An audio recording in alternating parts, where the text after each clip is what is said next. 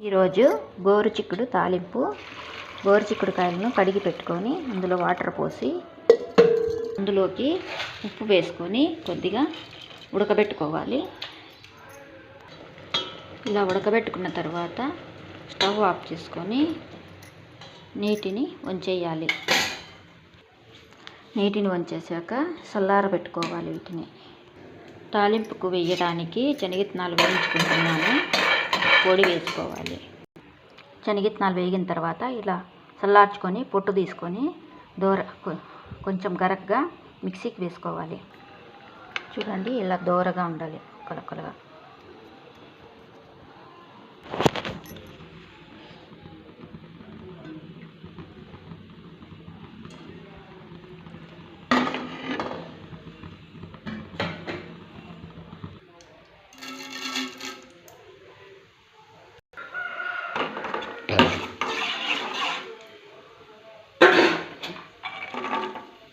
తెల్లగడ్డలు వేసాను. ఉద్దిగాయలు ఎర్రగా వేగిన తర్వాత తెల్లగడ్డలు వేసాను. అవి కొద్దిగా ఎర్రగా వేగిన తర్వాత తెల్లగడ్డలు ఎర్రగా వేగినాయి కదా, తర్వాత ఎర్రగడ్డలు వేసుకొని ఎర్రగా వేసుకోవాలి.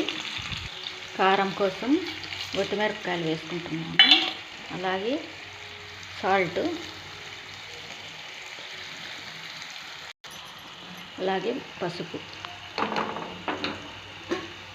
అన్నీ వేసి కొద్దిగా ఎర్రగా వేగిన తర్వాత మొట్టికాయలు నీటిని పిండేసి ఇందులో వేసుకోవాలి.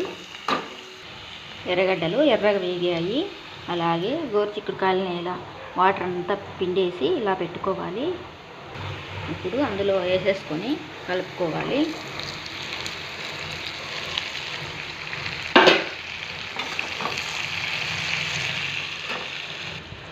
పది నిమిషాల వరకు ఇలాగే మగ్గించుకోవాలి.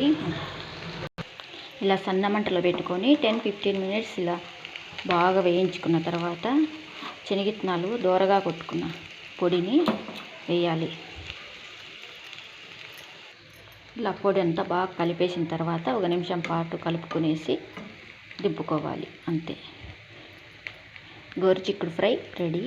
మీకు నచ్చినట్లయితే ప్లీజ్ లైక్ అండ్ సబ్స్క్రైబ్.